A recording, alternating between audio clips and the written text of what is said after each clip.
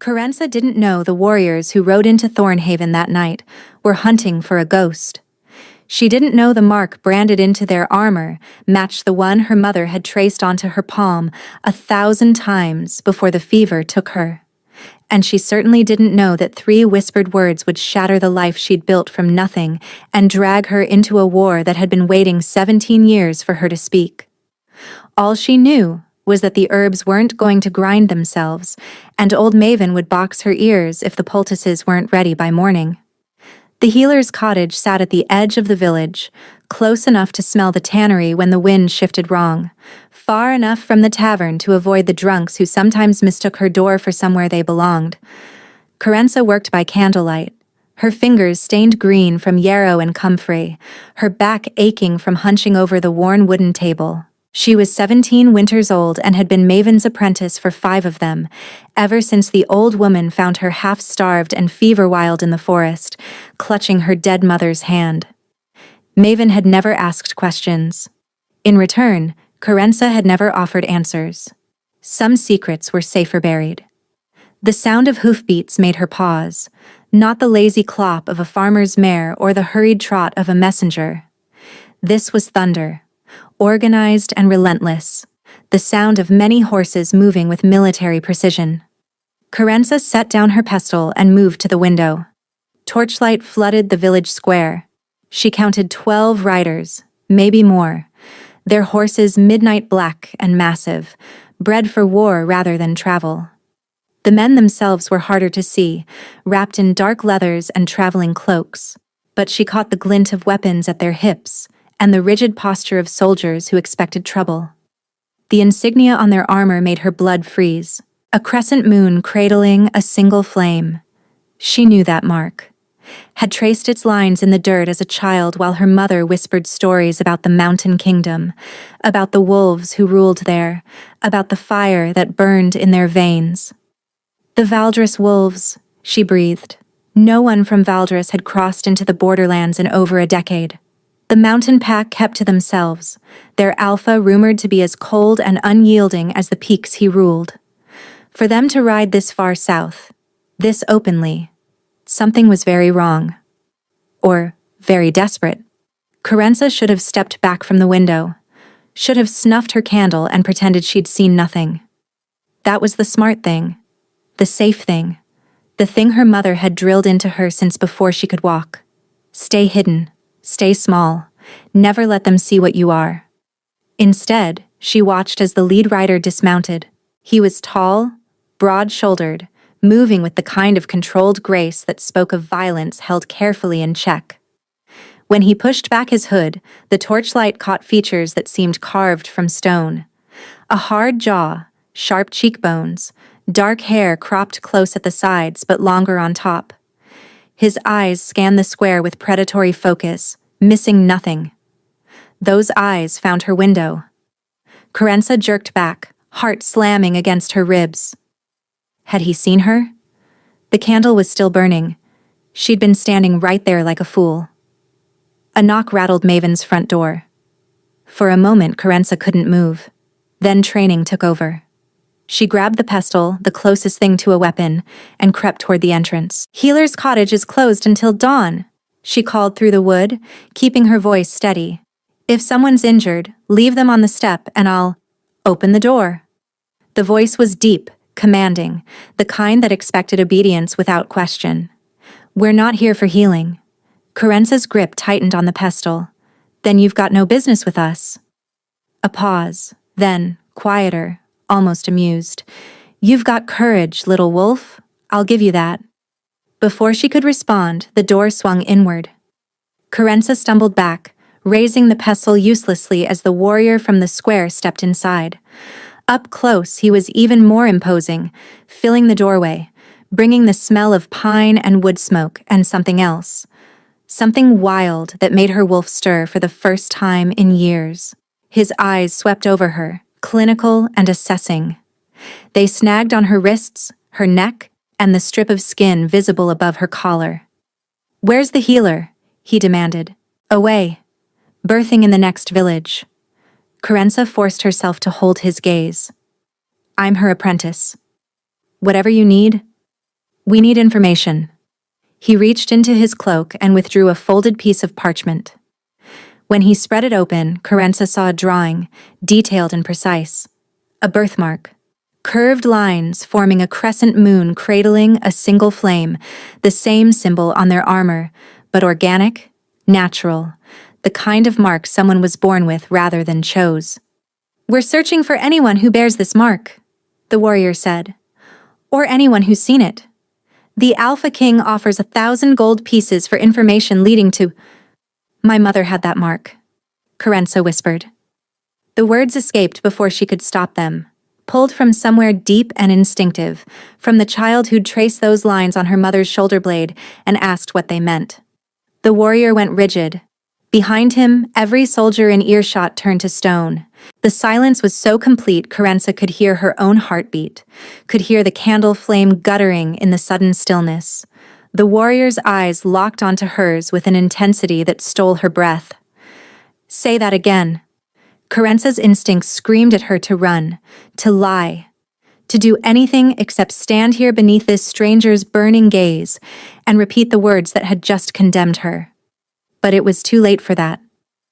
My mother, she said, her voice barely above a whisper. She had that mark. On her left shoulder blade. She said it was a birthright. The warrior moved so fast Carenza didn't have time to flinch. One moment he was an arm's length away. The next his hand was gripping her chin, tilting her face toward the candlelight. His touch was firm but not cruel, his calloused fingers surprisingly warm against her skin. Your mother's name, he demanded. Tell me her name. Lysara. The name felt strange on her tongue, sacred almost, a word she hadn't spoken aloud since the burial. Lysara of the Western Hollows. Something fractured behind the warrior's eyes. His grip loosened, and for one unguarded moment she saw it. Shock, disbelief, and beneath both, a desperate, aching hope that made him look almost human. Commander Varen. Another soldier appeared in the doorway, tension radiating from every line of his body. What's happening? The men are— Kale. The warrior, Varen, didn't look away from Carenza. Send word to the king. Tell him we found her. Found who? Varen released Carenza's chin and stepped back, composing himself with visible effort. Lysara's daughter. The soldier, Kale, sucked in a sharp breath. That's impossible. Lysara died 17 years ago. The entire bloodline was— Apparently not. Varen's gaze swept over Carenza again, but differently now, like he was seeing her for the first time. Look at her eyes, Kale. Tell me those aren't Lysara's eyes. Carenza's stomach dropped. How do you know my mother's eyes? Because every wolf in Valdris knows them. Varen's voice was rough. Lysara wasn't just some woman from the Western Hollows. Little Wolf. She was the last daughter of the Luna line, the king's betrothed. And when she vanished the night before their bonding ceremony, she took the only hope of breaking the curse with her. The room tilted. Carenza reached for the table, steadying herself. You're lying. I have no reason to lie to you. My mother was a healer, a refugee. She fled the northern wars and— She fled because she was hunted. Varen's jaw tightened. The Luna bloodline carries a gift, one that certain packs would kill to possess or destroy. Lysara ran to protect herself. And apparently, his eyes dropped to Carenza's shoulder. To protect you. Carenza's hand flew to her left shoulder blade, pressing against the fabric of her dress. Against the mark she'd hidden her entire life, the one her mother had made her swear never to reveal. They'll come for you if they know. Promise me, little one. Promise me you'll stay hidden. Show me. Varen said quietly. No, I'm not asking to hurt you. I'm asking because if you carry the mark, you're the answer to 17 years of searching. The key to saving my people from a curse that's been slowly killing us. And if I don't have it? Then I apologize for the intrusion and we ride on. He held her gaze. But you do have it. I can see it in your face. You've been hiding your whole life, haven't you?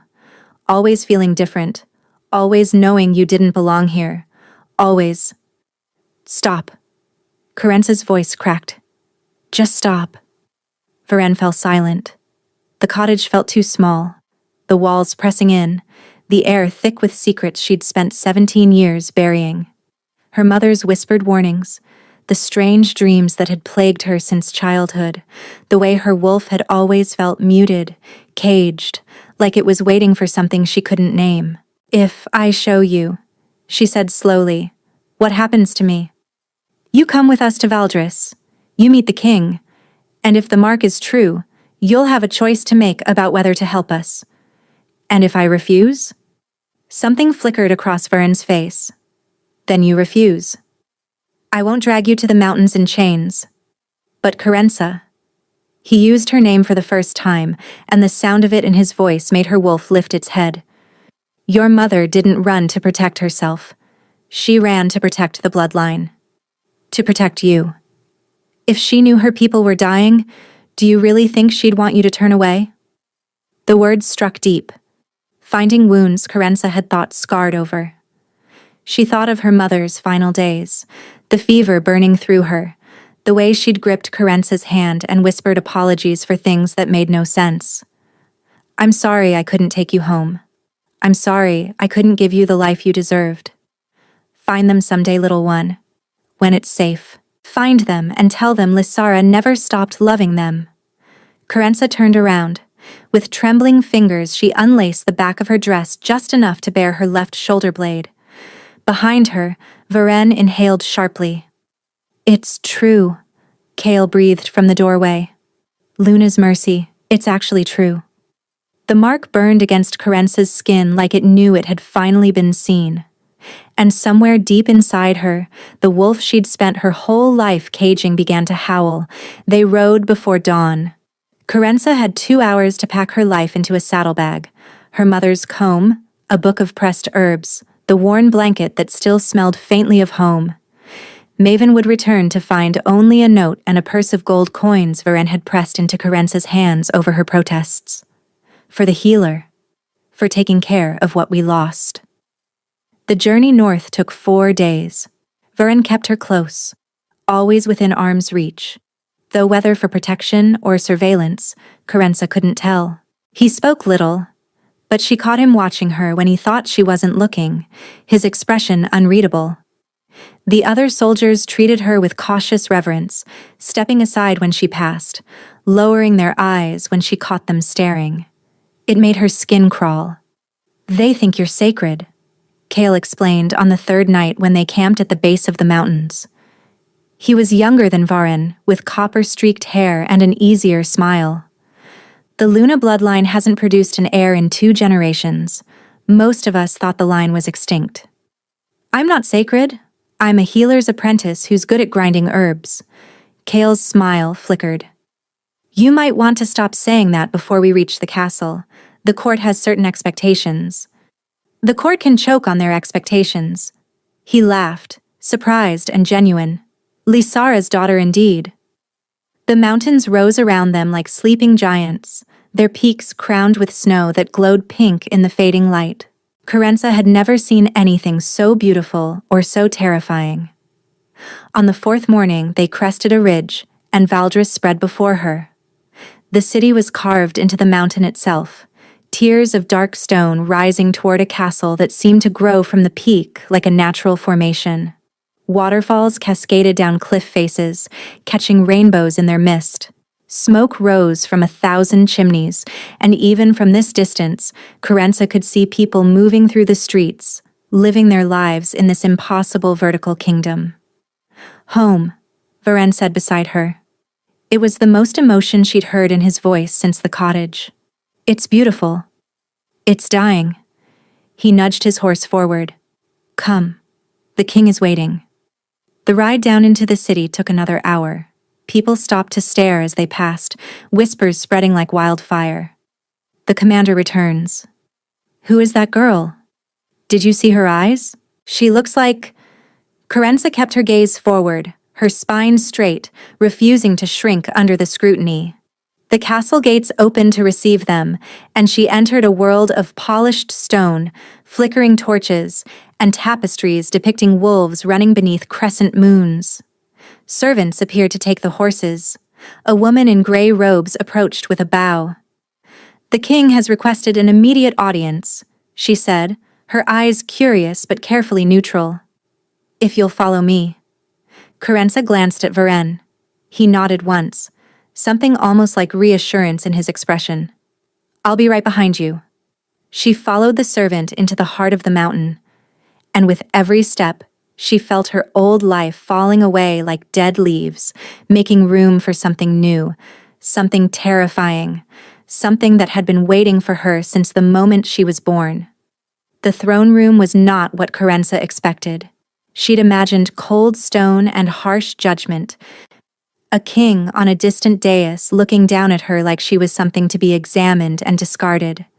Instead, she found warmth. A fire roared in a massive hearth. Cushioned benches lined the walls, and the man who rose from the throne as she entered looked less like a king and more like someone who hadn't slept in years. He was younger than she'd imagined, perhaps 30 winters, with dark hair that fell across his forehead and eyes the color of slate beneath thunderclouds. Handsome in a haunted way, all sharp edges and shadows. But it was the way he moved that caught her attention, careful, deliberate, like every step cost him something. "Leave us," he said. The command was soft, but every guard and servant in the room obeyed instantly. Only Varen remained, stationing himself by the door. The king descended the steps from his throne, and Coincidental forced herself to hold her ground as he approached. Up close, she could see the lines of exhaustion carved into his face, the slight tremor in his hands, the way his breathing seemed labored despite the short distance. He stopped an arm's length away, studying her with an intensity that made her wolf pace restlessly. "You have her eyes," he said finally. "Lysara's eyes. I'd know them anywhere." "So I've been told?" The corner of his mouth twitched. "You're not afraid of me." "Should I be? Most people are." He circled her slowly, and she felt his gaze like a physical weight. "The mark. May I see it?" Coincidental hesitated. Bearing herself to Varen in the cottage had been necessary, survival instinct overriding modesty. But this felt different. More intimate somehow. "I won't touch you," the king added quietly, "not without permission." Something about the way he said it, not a concession but a genuine promise, made her turn. She heard his sharp intake of breath when he saw it. "Identical," he murmured. "The exact same mark Lysara bore." He moved around to face her again, and this time there was something raw in his expression. "Do you know what this mark means?" Varen said something about a curse, a dying kingdom. Varen is a master of understatement. The king walked to a table near the hearth, where several objects lay spread across dark cloth. 17 years ago, the night before your mother was to become my father's queen, she vanished. That same night, a rival pack attacked our borders. They couldn't defeat us militarily, so they used blood magic instead. He picked up a small vial, dark liquid swirling inside. They cursed the royal bloodline. Every alpha born to Valdris would weaken with each passing year, their wolf fading, their body failing. My father lasted 8 years before the curse took him. I've lasted 9. He set down the vial. I have perhaps a year left. Maybe less. Coincidental's throat tightened. And my mother's mark? The Luna line carries the only magic strong enough to break blood curses. Your mother was our salvation, and she ran. His voice held no accusation, only weariness. I don't blame her. She was 16, terrified, and the people who cursed us were hunting her specifically. But her flight left us with no hope. Until now. Until now. He held her gaze. Your name. Varen didn't tell me. Coincidental. Coincidental. He spoke it carefully, like he was memorizing the shape of it. I am Brennan, Alpha King of Valdris, and I am asking, not commanding, for your help. She approached the table drawn by the objects laid across it. A torn piece of fabric, a tarnished ring, a lock of dark hair tied with thread. What are these? Items connected to the curse, to the ones who cast it. Brennan watched her carefully. Your mother's gift wasn't just the mark. The Luna line could read objects, see the memories trapped within them. If you've inherited that ability. I have. The admission came easier than she expected. I've always been able to feel things when I touch them. My mother taught me to suppress it. Can you control it? Coincidental reached for the ring without answering. The moment her fingers closed around the cold metal, the world dissolved. A chamber lit by black candles. A man in ceremonial robes, his face twisted with hatred. He's chanting in a language that hurts to hear, blood dripping from his palms onto a stone altar. Another man stands beside him, younger, watching with cold satisfaction. The Valdris wolves will rot from within. The robed man snarls. Their alphas will wither. Their line will end. And when they're weak enough, we'll take everything they have. The younger man smiles. And the Luna girl? Dead by dawn, my assassins are already... Coincidental gasped, dropping the ring. Her knees buckled, but strong hands caught her before she hit the floor. Brennan. His arms were around her, steadying her, and despite his earlier promise not to touch her, she found herself grateful for the contact. His wolf's presence pressed against hers, warm and surprisingly gentle. What did you see? Two men. One casting the curse, one watching. She struggled to catch her breath. The one watching, he was younger. He said something about taking everything you have when you're weak enough. Brennan's expression hardened. Did you see his face? Dark hair, a scar through his left eyebrow, and his eyes were strange, almost golden. Varen cursed from the doorway. That's Lord Mathis. He sits on the King's Council. Brennan released Coincidental slowly, his jaw tight. Mathis's family has served Valdris for generations. His father was my father's closest friend. His father might have been loyal, Coincidental said, her voice steadier now. His son isn't. I saw it, Brennan. He was there when the curse was cast. He's been waiting 17 years for you to weaken. The fire crackled in the silence, and somewhere in the castle, a traitor walked freely among them. The next 3 days blurred together. Coincidental read object after object, each vision draining her further but revealing more pieces of the puzzle. The curse had been cast by a blood mage named Corvin, long dead now, but his work lived on through anchors hidden throughout Valdris. Destroy the anchors, and the curse would break, but finding them required following a trail of memories that left Coincidental shaking and hollow. Brennan was always there. He caught her when she stumbled, brought her water when her hands trembled too badly to hold a cup, gave her space when the visions overwhelmed her. He never pushed, never demanded more than she could give. And slowly, despite every wall she'd built, Coincidental found herself trusting him. You should rest, he said on the third evening, finding her in the library where she'd gone to escape the pitying looks of servants. You've given us more in 3 days than 17 years of searching uncovered. I'm fine. You're exhausted. He settled into the chair across from her, firelight catching the hollows beneath his eyes. I know what it looks like when someone's running on fumes, Coincidental. I see it in my mirror every morning. She looked at him properly then, past the crown and the title, and saw the truth of what the curse was doing to him. The slight tremor in his hands. The way he held himself carefully, conserving energy. The shadows that seemed to grow darker each day. How long do you really have? She asked quietly. Brennan was silent for a moment. The healers say a year. I think they're being optimistic. And if we break the curse? Then I might live to see 35. His smile was crooked, self-deprecating. Ambitious, I know. That's not funny. It's a little funny.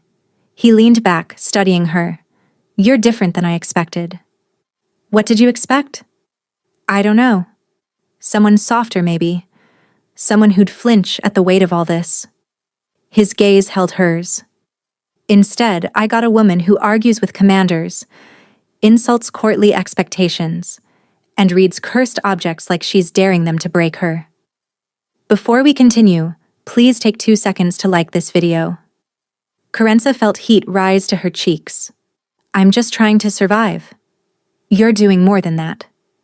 Brennan's voice dropped, rougher now. You're saving us. You're saving me. And I don't think you have any idea how remarkable that makes you. The air between them shifted, charged with something that had been building since the moment she'd first seen him descend from that throne. Coincidental's wolf stirred, pressing toward him with an urgency that startled her. Brennan. I know. He closed his eyes briefly. I know I shouldn't feel this way. You've been here 3 days. You didn't ask for any of this, and I have no right to. Feel what way? His eyes opened, storm gray and burning. Like you're the first real thing I've felt in years. Like my wolf knows something I'm only beginning to understand. He laughed softly, humorlessly. Like I'd rather die breaking this curse than live another day knowing I sent you away. Coincidental's pulse quickened, heat flooding her cheeks. She thought of every lesson her mother had taught her about powerful men and their pretty words, about how vulnerability could be a weapon, how charm could be a trap. She'd spent 17 years learning to guard herself against exactly this, but Brennan wasn't trying to manipulate her. She could see it in the way he held himself, tense and waiting, braced for rejection. He was handing her a blade and trusting her not to use it against him. My mother told me to stay hidden, she said softly. She said if they found me, they'd use me, that I'd never be free. She was right to be afraid. The world she fled was dangerous.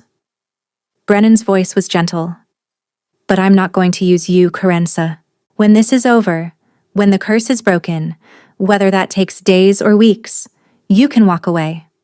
I'll give you gold, protection, safe passage anywhere you want to go.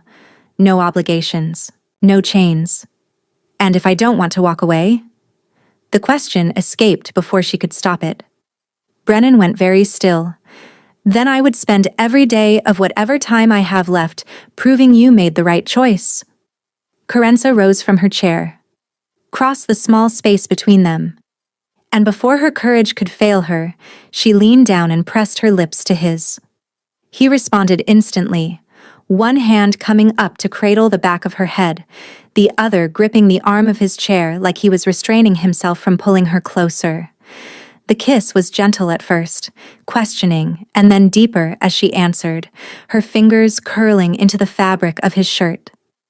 When they finally broke apart, both breathing hard, Brennan pressed his forehead to hers.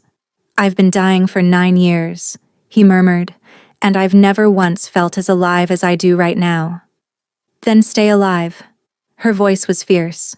Break this curse with me, and when it's done, ask me properly. Ask you what? To stay, to choose this, to choose you. His breath caught. And you'll consider it? I'll do more than consider it.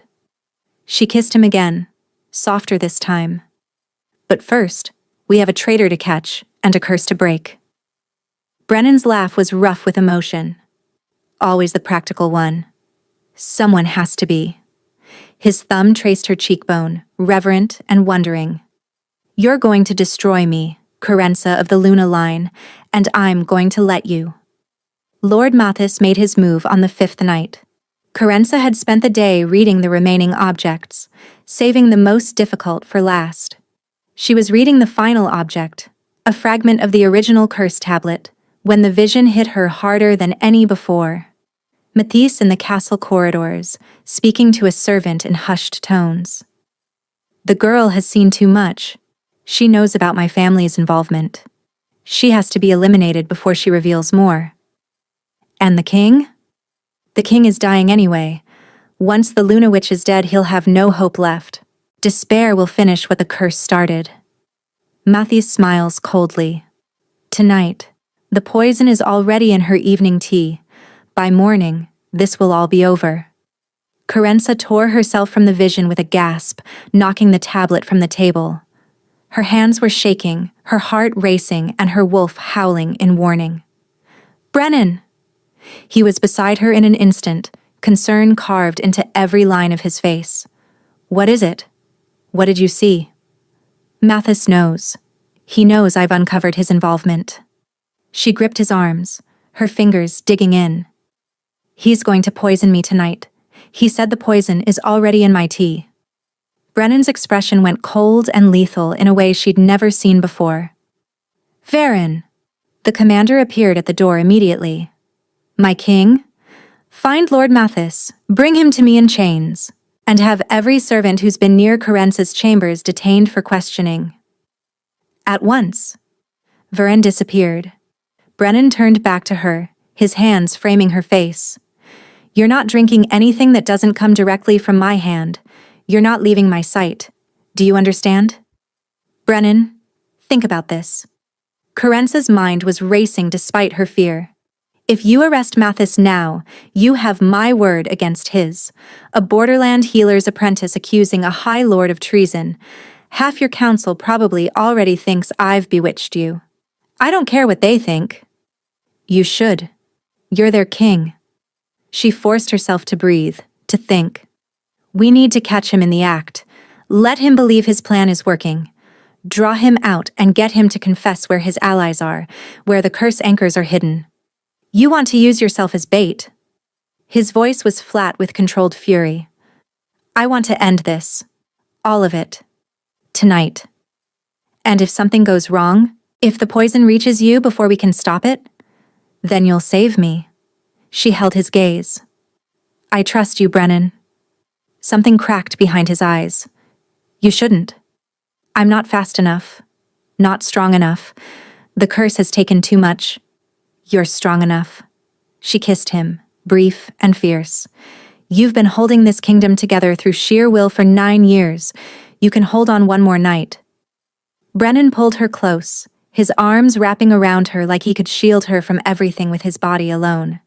"If he hurts you, I'll tear him apart with my bare hands. Curse or no curse, dying or not, I will end him." "I know you will. That's why I'm not afraid." The lie tasted bitter on her tongue. She was terrified. But she was also her mother's daughter, and Lysara had faced worse than poison to protect the people she loved. "I understand now, Mama," she thought. "Why you ran. Why you hid. You weren't a coward. You were buying time for something worth fighting for." They planned quickly. Corenza would return to her chambers and pretend to drink the poisoned tea. Varen's men would be hidden nearby, ready to move the moment Mathis revealed himself. Brennan would stay close, closer than protocol allowed, because nothing short of death would keep him away. "One more thing," Brennan said as she prepared to leave. He pulled a ring from his smallest finger, silver set with a moonstone that seemed to glow with inner light. "This was your mother's. She left it behind the night she fled." He pressed it into Corenza's palm. "She would have wanted you to have it." Corenza's eyes burned. The ring was warm against her skin, thrumming with memories she'd explore later, when there was time, when she wasn't walking toward a trap of her own making. "I'll give it back," she said. "When this is over. Keep it." Brennan's voice was rough. "Keep it and come back to me. That's all I ask." She slipped the ring onto her finger and walked into the darkness. Corenza's chambers felt different in the darkness. Every shadow held menace. Every creak of the floorboards made her wolf bristle. The tea sat on her bedside table, innocent-looking, steam still curling from its surface. She'd watched the servant pour it, had seen the slight tremble in the girl's hands, the way her eyes had darted to the door. Now she sat on the edge of her bed, the cup cradled in her palms, and waited. The door opened without a knock. Lord Mathis entered like he owned the castle, his golden eyes sweeping the room before settling on her with cold satisfaction. He was tall, sharp-featured, with the scar through his eyebrow that she'd seen in her vision. Up close, he radiated the kind of cruelty that came from generations of believing oneself untouchable. "Lady Corenza." His smile didn't reach his eyes. "I heard you weren't feeling well. I came to check on our honored guest." "How thoughtful." She kept her voice steady. The healers brought tea. Did they? His gaze flicked to the cup. You should drink it. Tea is wonderful for settling nerves. I was just about to. She raised the cup to her lips. Mathis watched with barely concealed eagerness, his body leaning forward almost imperceptibly. This was the moment he'd been waiting for. 17 years of planning, and it all came down to a single sip. Coincidental lowered the cup without drinking. There's something I've been wondering, she said conversationally. When you watched Corvin cast the curse, did you know it would take this long? Or did you expect the Valdris line to fall faster? Mattis's expression flickered. I don't know what you're talking about. I saw you. Coincidental set the cup aside. In the vision, you were standing beside the blood mage, smiling while he condemned an entire bloodline to slow death. You called it taking everything they have? The mask of civility cracked. You shouldn't have seen that. And yet I did. She stood slowly. Just like I saw you ordering my death tonight. The poison in the tea. The plan to let despair finish what the curse started. Mathis moved fast, drawing a knife from his sleeve. Then you know too much to leave this room alive.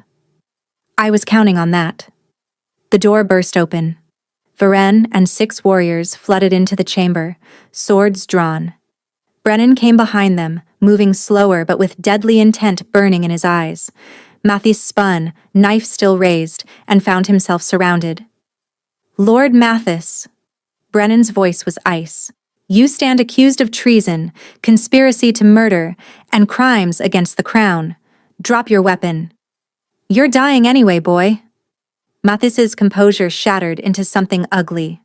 Your father was weak, and you're weaker. The curse will finish you within the year. And then what? Your kingdom falls to chaos while you rot in the ground. Maybe. Brennan stepped closer, unflinching despite the knife. But I'll rot knowing I stopped you first.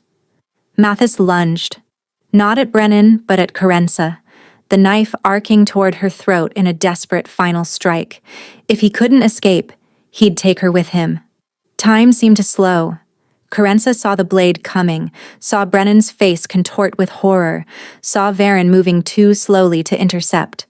Her wolf surged forward with instincts she didn't know she possessed. She caught Mattis's wrist. The contact sent a vision slamming through her, involuntary and overwhelming. But this time, she didn't fight it. She let the power flow backward, pouring every memory she'd gathered into him, the curse being cast, his complicity witnessed, his plans exposed, all of it flooding his mind in a torrent of undeniable truth. Mathis screamed. He dropped the knife, clutching his head, and crumpled to the floor. When he looked up, his golden eyes were wild with terror.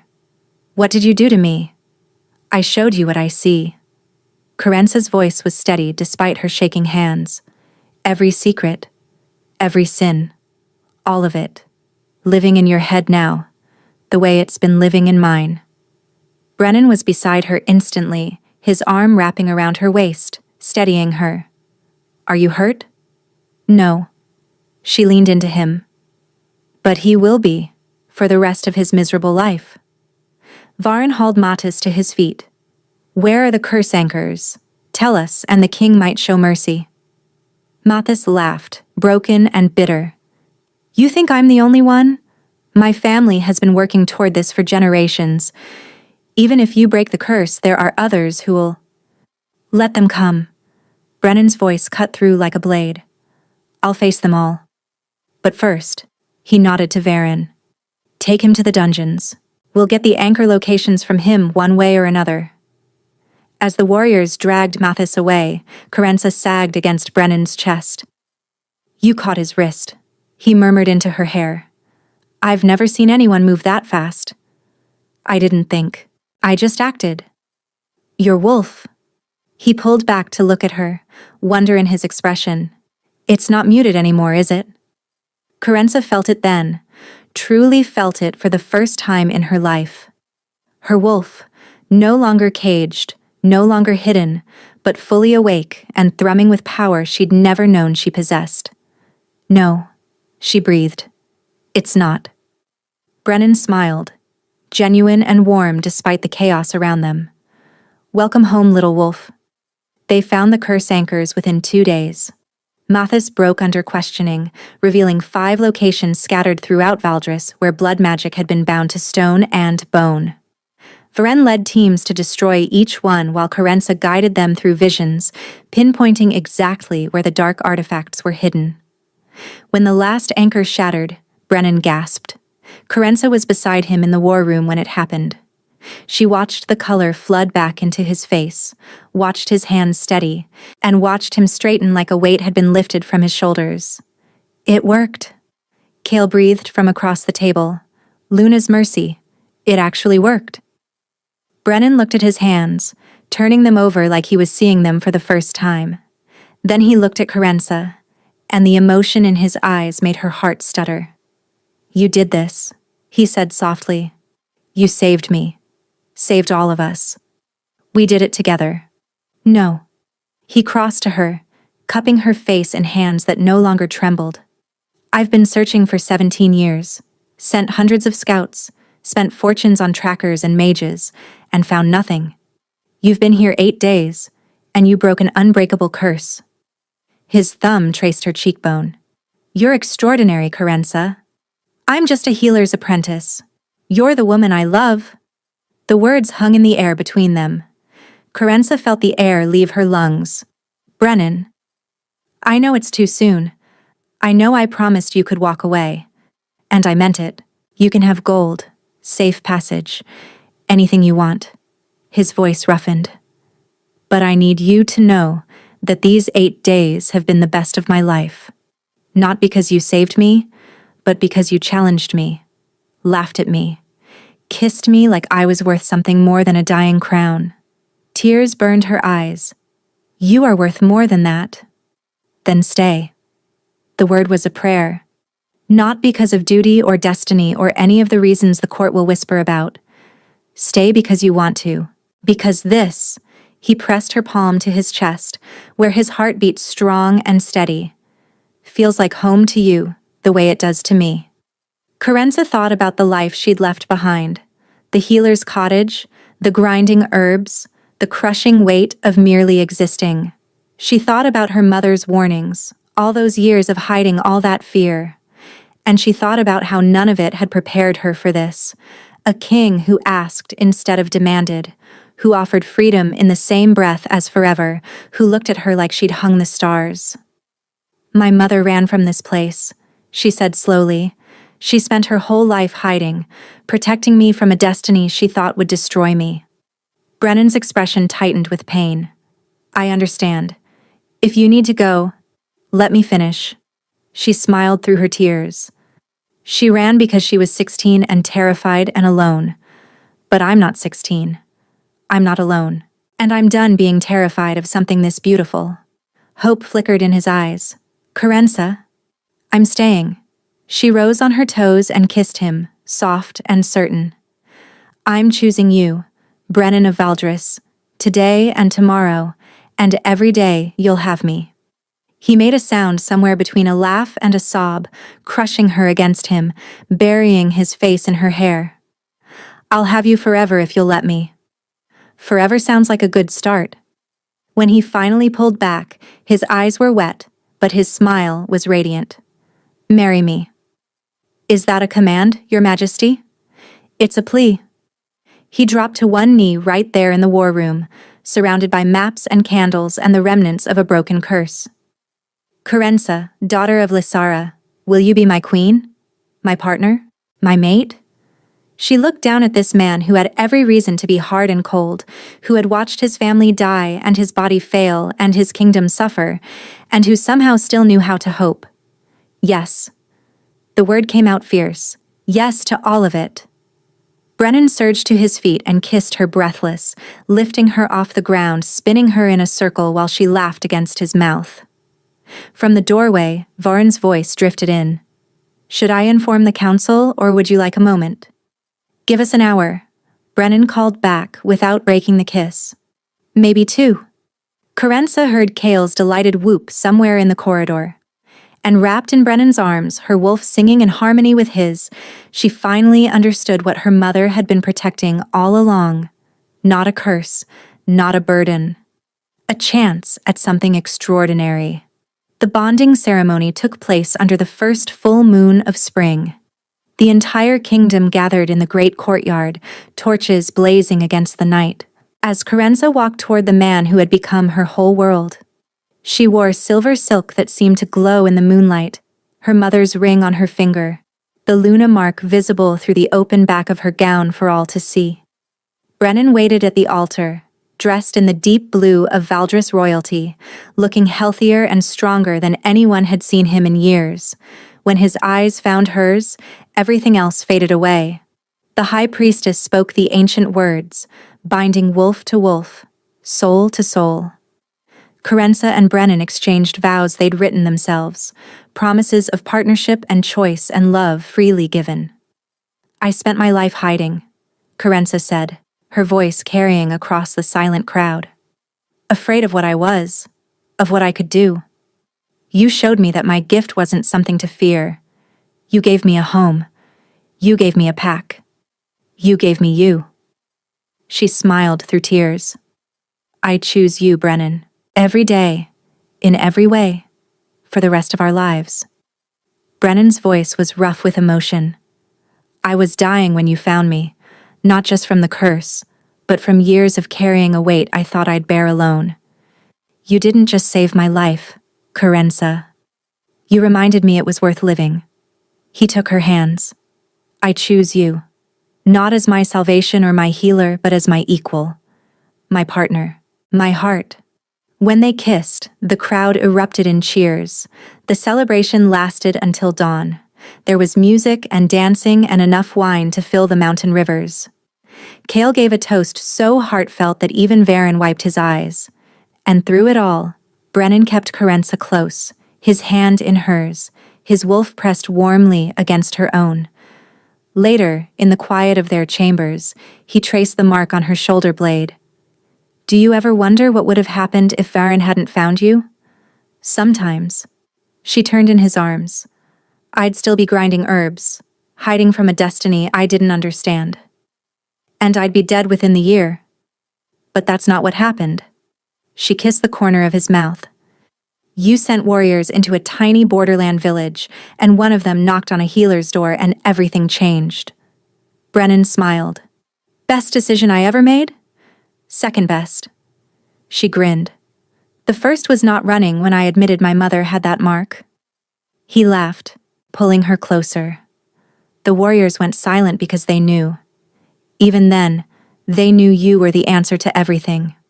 Coincidental thought about her mother, about the years of fear and hiding, about the stories whispered in the dark. Lysara had run to protect her daughter from a world she thought would consume her, but she'd also left clues, pressed herbs, whispered truths, a mark that refused to stay hidden forever. "You wanted me to find them, Mama," she thought, "when I was ready, when I was strong enough. You knew I'd come home." Outside, the sun rose over the mountains, painting the sky in shades of gold and rose. A new day, a new beginning. Coincidental pressed closer to her mate, her king, her home. "I whispered 3 words in a healer's cottage," she murmured against his chest, "and ended up with forever." Brennan kissed the top of her head. "Best trade I've ever heard of." She smiled, content and whole, and finally free. Where are you listening from? Let's meet in the comments. I love hearing your thoughts. And if you'd like to support me, please subscribe. It's free, and it helps more people hear these stories.